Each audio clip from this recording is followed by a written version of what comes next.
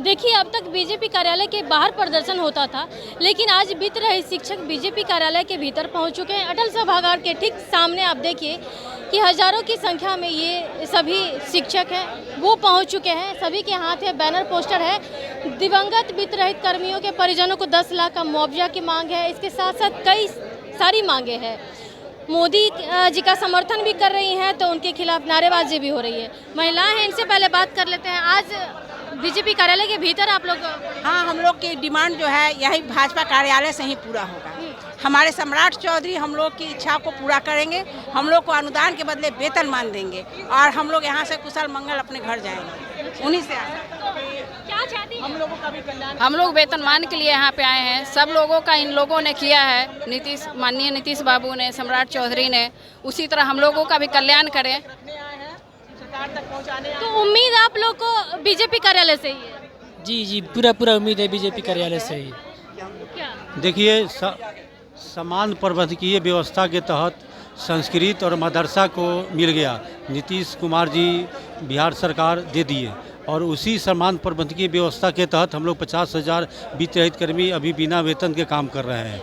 7-8 वर्षों से अनुदान भी बकाया है। आखिर हम लोग जिए तो कैसे जिए हैं? सफाई कर्मी, टोला सेवक, दुनिया जहां सबको कर दिए। विकास की रफ्तार में एकमात्र वित्त रहित कर्मी पीछे छूट गया है। हम चाहते हैं कि आदरणीय नीतीश बाबू जो है सो बिहार सरकार, एनडीए की सरकार हम लोगों की रिक्वेस्ट को सुने, आग्रह को सुने और हम लोगों को अनुदान के बदले वेतनमान शीघ्र जारी करे।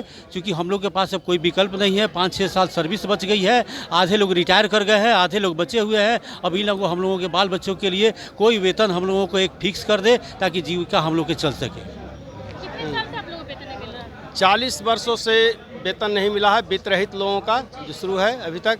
और हम लोग रोज़मर्रे की ज़िंदगी से किसी तरह से जीवन यापन कर रहे हैं। कुछ ट्यूशन पढ़ाकर, कुछ करके अब कुछ जीविकोपार्जन। क्या चाहते हैं?